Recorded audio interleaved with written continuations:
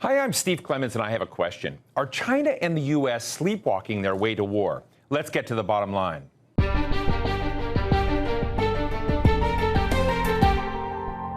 It's obvious that we're already in the middle of Cold War 2.0, with Russia and China on one side and the West on the other.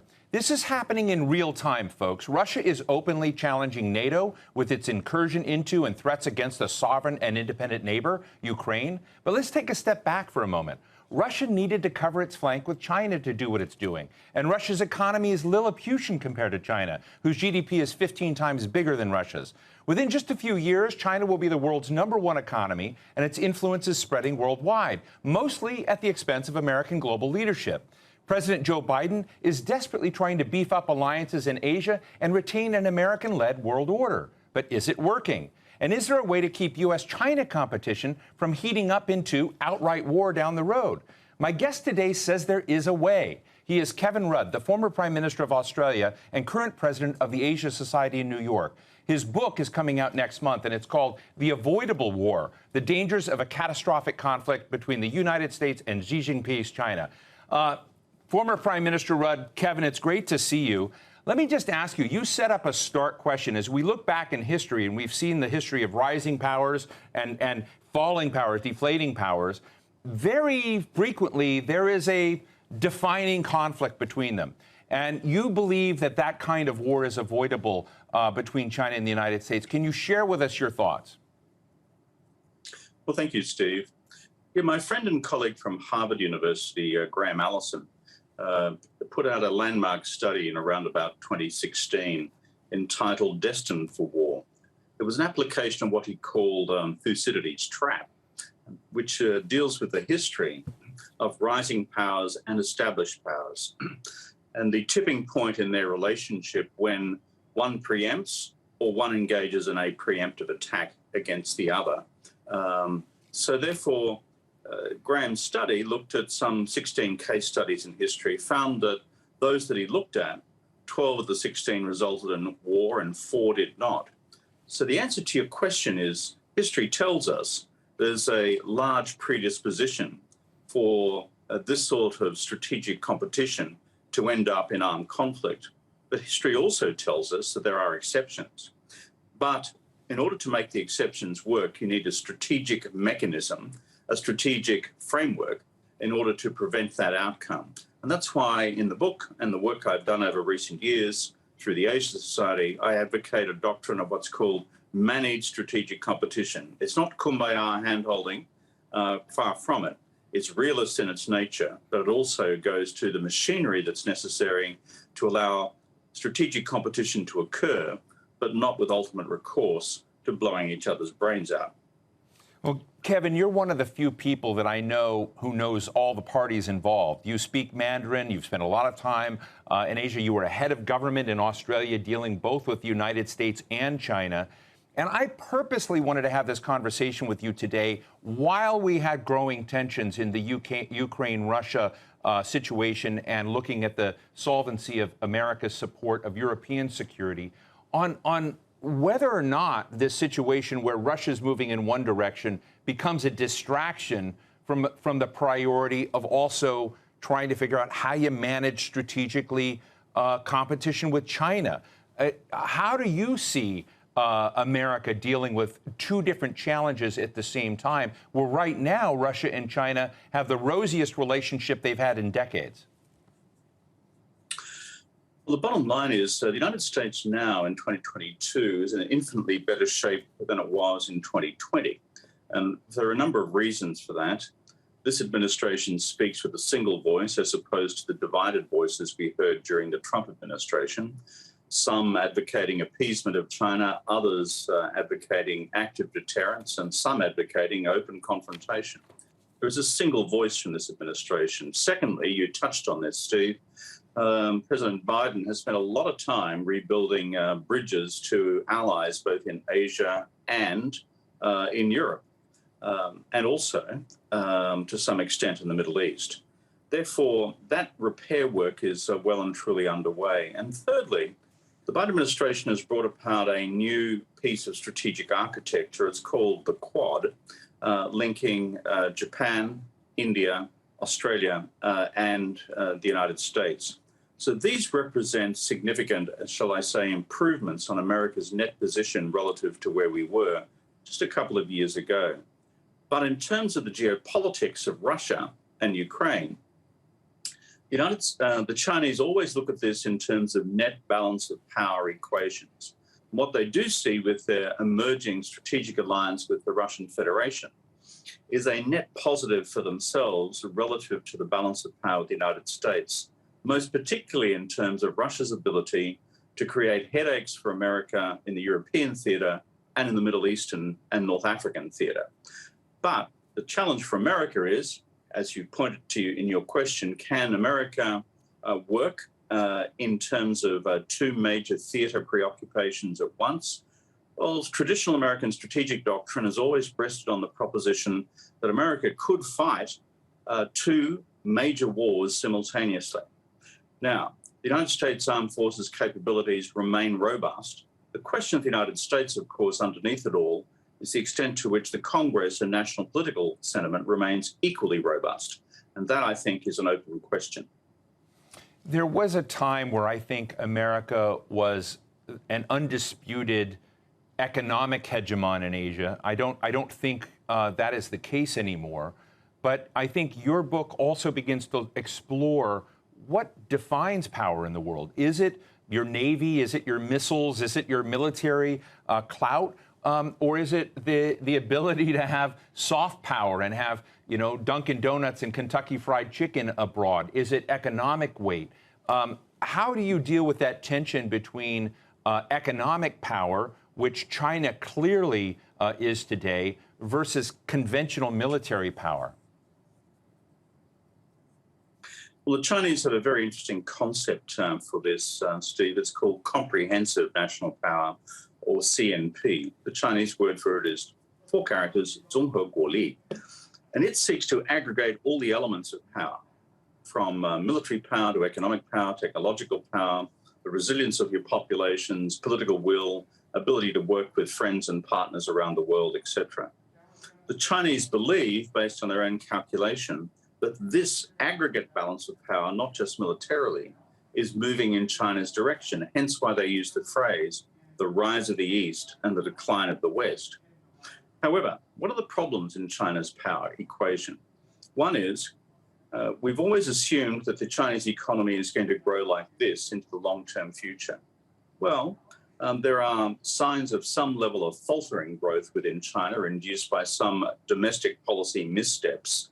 And furthermore, we still don't know the shape the Chinese economy will have coming out of its isolation from the pandemic. But also there is a second problem for the longer-term future as well.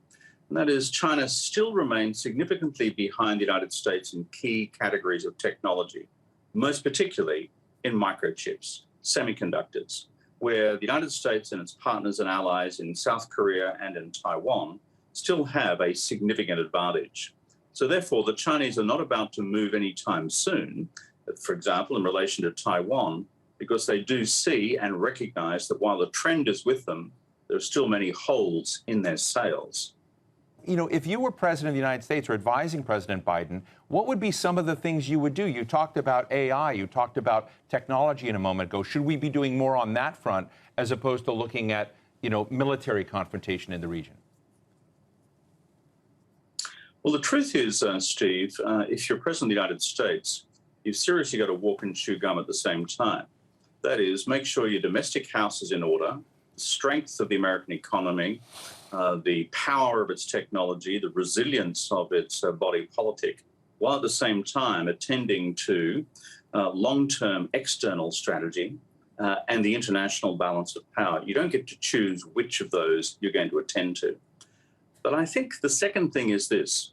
There is a lot of negative talk about America's ability to, frankly, reconstitute its economy after some of the battering that's occurred through the pandemic.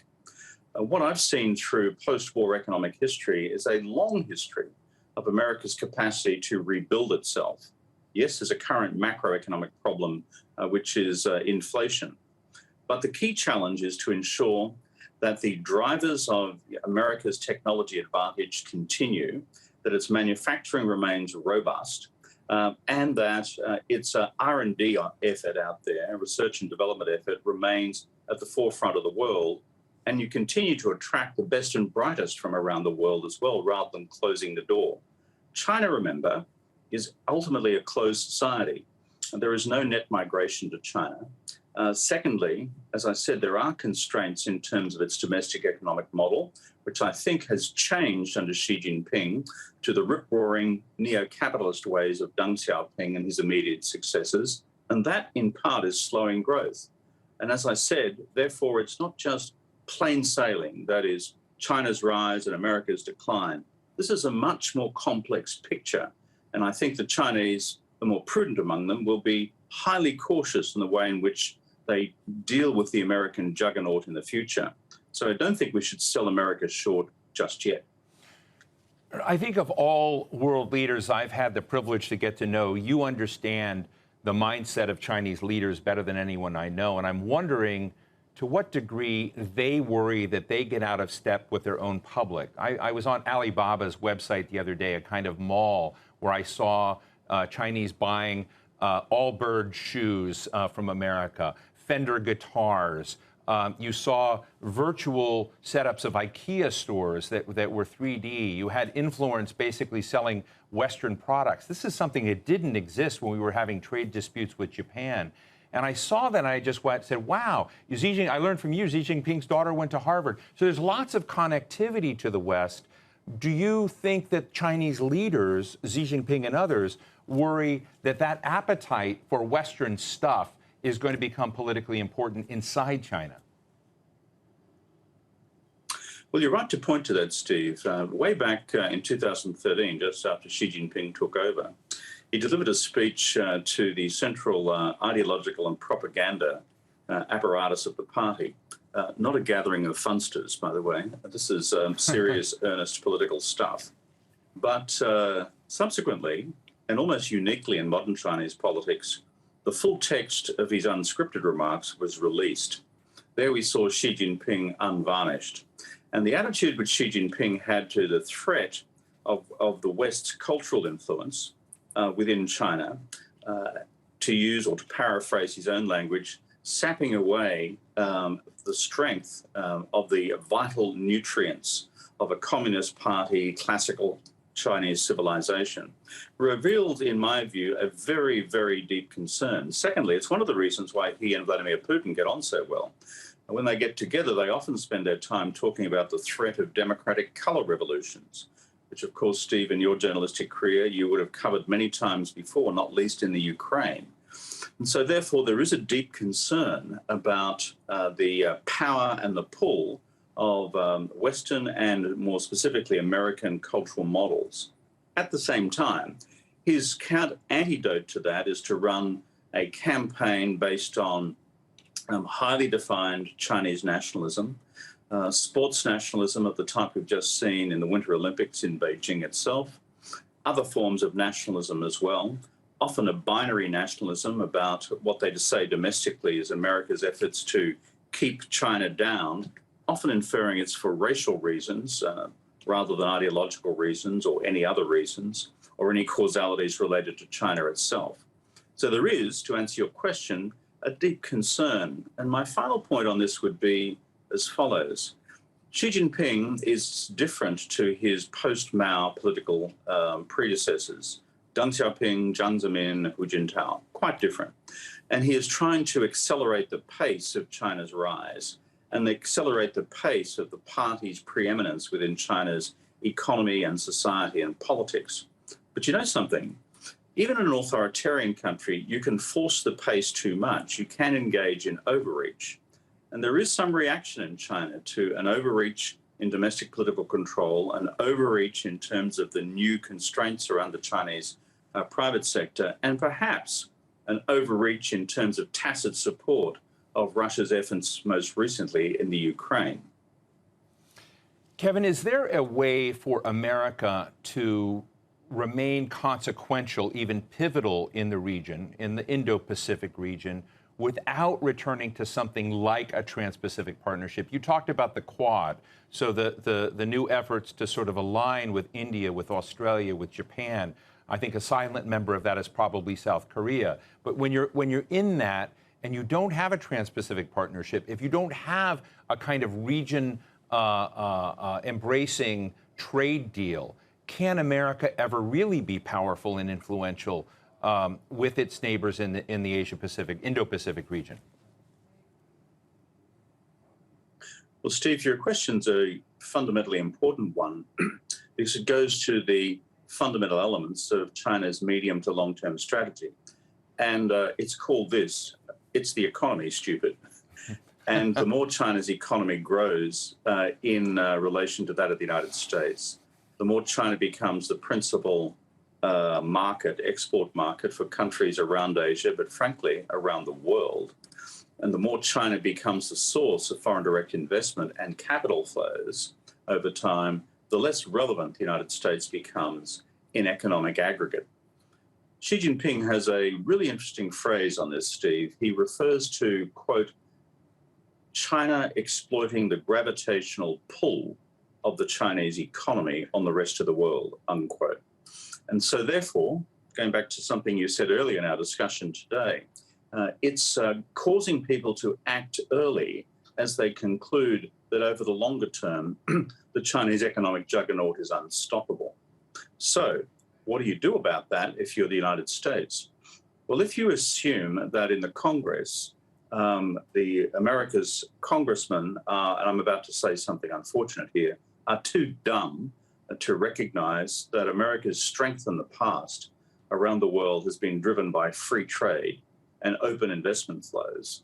And if the political resistance to, therefore, a reopening of the Trans-Pacific Partnership is too great because of that collective dumbness, then there are different ways in which you can crack these eggs. For example, you've touched on one.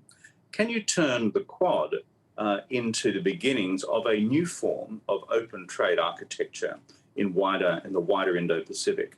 Remember, India at present has historically been quite protectionist. Can the current geostrategic circumstances, which brings India in the Quad, cause India to be induced, together with Japan and the United States, to begin forging a new set of open economic arrangements with each other, perhaps also drawing the Europeans as well? That, therefore, could become, in aggregate, something bigger than the TPP and bigger than what's called TTIP, the Atlantic equivalent of the TPP, an open set of economic arrangements between the United States and Europe. Well, and you're at the Asia Society, which for our viewers is one of the really great institutions. It's based in New York, but it's really a global institution with resources and connections all over. So I just ask you, from your gut feeling, do you see anything along those lines developing, regarding trade, regarding an economic awareness, regarding, some big approach? When you look at China's contributions to the global middle class, taking people out of poverty, but, looking at where the global middle class is growing and rising, a lot of it is in Asia and Southeast Asia, big portion of that. And so it raises the question, if we were to decouple with China, we were to have a splinter net and change the way we deal with each other technologically and creating standards, one wonders how much of the global middle class will be under their tent, how much of it will be in our tent. And I think you're right that it's going to require some big response. But my question to you is, do you see any green shoots in that? What I do know of the administration's thinking in Washington is that they fully understand that the fundamental nature of the competitive relationship between the United States and China long term and all the geopolitics which flows from that lies essentially in geoeconomics and lies in the relative strength, power, and pull of their two economies, their two trading systems, their two investment networks, their two sets of emerging and competitive capital markets, and their hold on future technology. The United States now fully gets that. However, on the question of what do you do about it, what China and Russia are banking on, actually, is that those idiots in the Congress will, to use a phrase, cut off their nose to spite their face That is, believe that for local protectionist impulses, particularly induced during the Trump period, that the smart thing to do is to continue to shut the American economy down to external competition or, frankly, acts of external openness to global markets, because that serves your ability to get yourself re-elected in 2 years' time as a member of Congress, as opposed to taking a strategic view, which is throwing open the doors of the American market once again to open trade and investment and technology flows, and America once again becoming the destination point for millions of migrants each year. Therein lies the strength of America's future economy if they can bite the political bullet.